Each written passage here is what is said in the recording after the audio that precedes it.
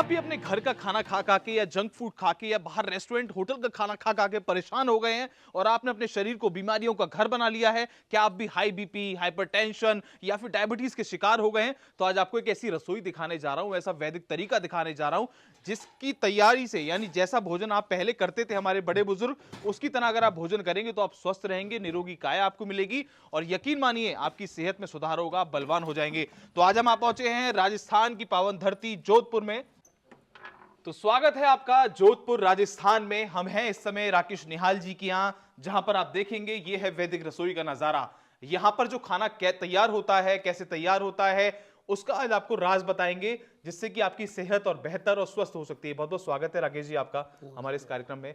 इस रसोई के बारे में बताएं और बताएं कि कैसे यहां पर भोजन तैयार होता है और कैसे कैसे लोग यहां पर आके आनंद पाते हैं। देखिए, जैसे हमारे वैदिक काल में रसोई जो है पूरी मिट्टी और गोबर से लिपी हुई होती थी। तो पहला तो हमने ये करा कि इस पूरी रसोई के अंदर ऊर्जा पूरी भरी रहे ताकि खाने में भी पूरी ऊर्जा हो। तो उसके लिए हमने इस पूरी रसोई को गोबर और मिट्टी से लीपा है, पहला कार्य। दूसरा हमने क्या करा है, जितने भी कच्ची रसोई होती है, जैसे आप देख रहे हैं सबका नाम है, जैसे चावल है या इसमें रायता भी, क्योंकि दिवाली की सफाई चल रही थी तो इनको सबको धो के वापस साफ़ किया है। तो सबके अंदर आप देखेंगे कि जो कच्ची रसोई पूरी की पूरी, इसमें सभी प्रकार की दालें हैं, सभी प्रकार के मसाले जी। ताकि इनके 18 के 18 तत्व इनको मिल सके। सभी भोजन के जो तत्व हैं वो सुरक्षित रहे। जैसे एल्यूमिनियम में उसका एल्यूमिनियम का गुण नहीं आ जाए या किसी लोहे का गुण नहीं आ जाए, तो इसमें सारे तत्व सुरक्षित रखने के लिए हमने इसमें रखा है। जी। उसके बाद आप देखेंगे कि सारा मिट्टी में ये पकाया जा रहा है, मतलब रखा मिट्टी में जा रहा है, पकाए मिट्टी में जा रहा है। ये तंदूर है अपने हरियाणा में, जैसे आपने देखा होगा राजस्थान में, जी। ये मिट्टी की हांडियाँ हैं, वो जैसे मिट्टी के उस पर बनाया जा रहा है। जी। फिर जैसे खिलाने के लिए देखिए सारे मिट्टी के हमारे पास तरह तरह के बर्तन हैं, गिलासे हैं, कटोरी है, थालियाँ हैं। ये मिट्टी के बर्तन में ही हम खिलाते हैं। और आप देख रहे हैं कि नीचे हम लोग तो यहीं बैठकर खाते हैं। जैसे आप लोग आते हैं ना विशेष मेहमान है तो चूल्हे के पास में बैठ के खाना। राकेश जी, ऐसे बर्तन तो अब देखने को भी नहीं मिलते। हाँ, अभी हम लोग क्या करते हैं, एक तो क्या होता है आजकल जैसे मिट्टी कूल वाला बना रहा है, ये वो नहीं। जी। इसको आप ध्यान से देखेंगे ना, ये हमारे कुम्हारों के द्वारा बनाए गए हैं, किसी कंपनी के द्वारा बनाए गए नहीं है ये सारे के सारे। उसके साथ में क्या है, जैसे अभी यहाँ पर आप लोग क्या करते हैं, मिक्सी में चीजें पीसते हैं, तो हमारे यहाँ कोई चीज है तो उसकी कुटाई आपको सिलबट्टे में होगी। वो देखिए अभी जैसे आपकी चटनी बनी ना, तो उसके ऊपर सिलबट्टे पे बनी। अब ओ से ओखली हम सुनते तो खूब है, लेकिन ओ से ओखली आज देखने को ही नहीं मिलती है, बिल्कुल गायब ठीक है। जैसे घोटनी है, फिर जैसे बर्तन है हमारे यहाँ, देज की किसको बोलते हैं, चरी किसको बोलते हैं, तिवड़िया किसको बोलते हैं, हमारे यहाँ पे उसको बोलते हैं कड़ावणी, आपको नहीं सुना होगा, जिसमें दूध गर्म करते हैं। तो अलग अलग तरह की शेप की मटकियों के अलग अलग तरह के नाम है। ये अभी नाम भी बच्चों को शायद ध्यान नहीं है कि भाई ये होता होगा। उसके बाद में जैसे झिरने होते हैं अलग अलग, अभी आपने पीछे देखा, तो हमारे पास में जैसे घटिया और इसको बोलते हैं घटूलिए। चक्की जो होती थी उसके अंदर आटा बनता था और घटूलिये में दलिया बनता था। दलिया आज भी भरत जी के घर में पड़ा होगा कि माता जी कहती है दाल तो मैं घटूलिया को बनाऊँ सा, ठीक है। तो ये सारा आप देखें, अभी ये भी इसमें जैसे आपने अभी कड़ी खाई, ये इसके अंदर ही बन रहा है।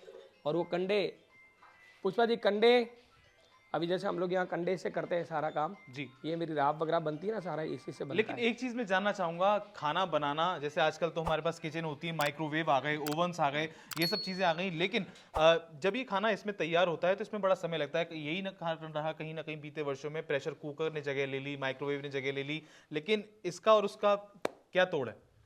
देखिए वही है कि धैर्य इंसान के अंदर से जाता जा रहा है, पहले जैसा पेशेंस नहीं है। अभी बनाते हैं जैसे मटकियां बार बार फूटती है। दूसरी बात, इसको सफाई करने में बहुत समय लगता है, इसके पकने पे समय लगता है। तो जब धैर्य खोते जा रहे हैं तो बर्तन भी धैर्य से, जिनके अंदर धैर्य नहीं होगा तो बर्तन भी ऐसे प्रयोग करेंगे जिसमें फटाक से काम हो जाए। इसके लिए बड़ा धैर्य चाहिए, मन में बड़े भाव चाहिए। मेरा बेटा आएगा, मेरे वो आएंगे, मेरी बिटिया आएगी, कोई आएगा, उनको मैं अब बढ़िया भोजन खिलाऊं जो सारे तत्वों से भरपूर हो, वो भावना अभी नहीं रह गई है। इसलिए भी वो उसका जाने का एक बड़ा काम है। और पश्चिमीकरण का अंधानुकरण है, जो जीवन शैली है, जैसे मैंने बताया, उसका बहुत प्रभाव पड़ता है। माँ के भाव भी तो चाहिए ना, माँ कहाँ है वहाँ पे? बिल्कुल। भारत के अलावा किसी भी देश में माँ आपको देखने को मिलती है तो बताइए, जो इतने भाव के साथ में आपको जो है खाना खिलाती हो जी। तो ये चीज यहाँ पर सबसे जरूरी है, ये बहुत इंपॉर्टेंट फैक्टर है इसके अंदर। और कहीं ना कहीं जैसे शहरों में अब क्या है, आधुनिक किचन हो गई जिसको मॉडर्न किचन बोलते हैं, वो खड़े होके खाना बना रहे हैं, खड़े होके हम लोग खाना खा रहे हैं या फिर हम चेयर में खाना खाते हैं। लेकिन मैं यहाँ देख रहा हूँ कि चूल्हे पे बैठ के खाना बनाने से महिलाओं का स्वास्थ्य भी पहले बेहतर रहता था। अब जैसे उठ के जाना है तो बार बार उनको उठ के जाना पड़ता है। आजकल तो क्या स्टैंडिंग किचन है, सब कुछ ऐसे ऐसे कर लिया। अब इसमें 10 बार कभी कुछ नमक लेने जाएगी या कभी कुछ उठाएगी, किसी चीज़ के लिए उठेगी, पानी लेने उठेगी, तो उसका नीचे से उठ के बैठना, वापस खड़ा होना, उससे आप सोचिए उसका स्वास्थ्य कितना अच्छा रहता होगा। और आज घर घर में रोग फैलते जा रहे हैं। स्टैंडिंग किचन के कारण। तो इस रसोई का बनाने का पीछे एक बड़ा वैज्ञानिक कारण भी था, बनाने वाला भी स्वस्थ जी, खाने वाला भी स्वस्थ, नीचे बैठ के खाने वाला ही खा सकता है अगर एक तरह से देखा जाए तो इसमें। जी। और ये स्टोरेज के लिए मैं देख रहा हूँ कि यहाँ ये पर कुछ पिंजरा होता था पुराना, जी, हमारे यहाँ जैसे बिल्ली है मान लीजिए, दूध अब क्या करें उसको सेव करने के लिए, तो अभी हमने और एक बड़ा इसका ऑर्डर दिया, आजकल एक आ रहा है काफ़ी फेमस के पास में पिंजरे, वो भी मैंने दिया है। तो उसमें क्या है, दूध है, सब्जियां हैं, वो सारी हमारा नेचुरल फ्रिज होता था पहले का, बिल्कुल। ऐसे वो 4 दिन से सड़ने वाला नहीं, हवादार फ्रिज, देखो चारों तरफ से हवा आ रही है। तो कितनी जरूरी होती है वैदिक रसोई और कितना जरूरी होता है धीमी आंच पे पका हुआ खाना, और इससे आपको क्या लगता है, मतलब ऐसा साइंटिफिक रीजन, आजकल लोग हर चीज का प्रूफ मानते हैं, तो क्या लगता है आपको जो गांव का जीवन शैली थी, गांव की जीवन शैली थी, हमने मॉडर्नाइजेशन के चक्कर में उसको ठुकरा दिया, और आज वही लोग जो बीमारी से त्रस्त हैं, जिन्होंने डॉक्टर ने जिनको जवाब दे दिया है, बड़े बड़े हॉस्पिटल से निराश होकर लौटे हैं, तो वापस वो यहाँ आ रहे हैं। देखिए आज जैसे डॉक्टर पहले कहता था कि ये आपका कॉलगेट, ये आपकी राख और आपके दांत, और आज कह रहा है कि आपके कॉलगेट में राख है। तो राख का क्या इंपॉर्टेंस है पूरी दुनिया में, अमेरिका जैसे बड़े बड़े देश इसको, ये एक नेचुरल अवन है, इसको तैयार करने की कोशिश कर रहे हैं। आप एक शक्करगंदी या रोटी का बाटी, हमारे यहाँ बोलते हैं दाल बाटी, आज सैकड़ों वर्ष हो गए अमेरिका को तरस रहा है कि एक ऐसा एक अवन बन जाए जो इसका टेस्ट आता है, जो इसके अंदर जो कुरकुरापन आता है वो किसी भी अवन में नहीं आता, जो इस राख के अंदर आता है, और इसका स्वाद, और इसको खाने के, जैसे अभी आपने खाना खाया, थोड़ी देर बाद ही आप हमें कहेंगे कि भाई साहब भूख लग रही है, वापस जाने से पहले थोड़ा और खिला दो। ये सुपाच्य होता है, शरीर को जाकर कभी भी कोई भी गलत चीज रिएक्ट नहीं करता, इसको खाते ही आपका खाना फटाफट पचने लग जाता है, और स्वाद का तो कहना ही क्या। इसके पीछे कंडे के बने हुए, जैसे देखिए मिट्टी के तवे हैं हमारे, जैसे खाना बन रहा है तो मिट्टी के तवों में बन रहा है, मिट्टी की हांडी में बन रहा है, छोटी दाल को जैसे मथना है तो मथनी में बन रहा है। तो इस तरह से एक जोर से मान लीजिए मथनी को घुमाया जोर से, तो उसके तत्व नष्ट हो गए, और ये हाथ से धीरे धीरे बनाते हैं इसको।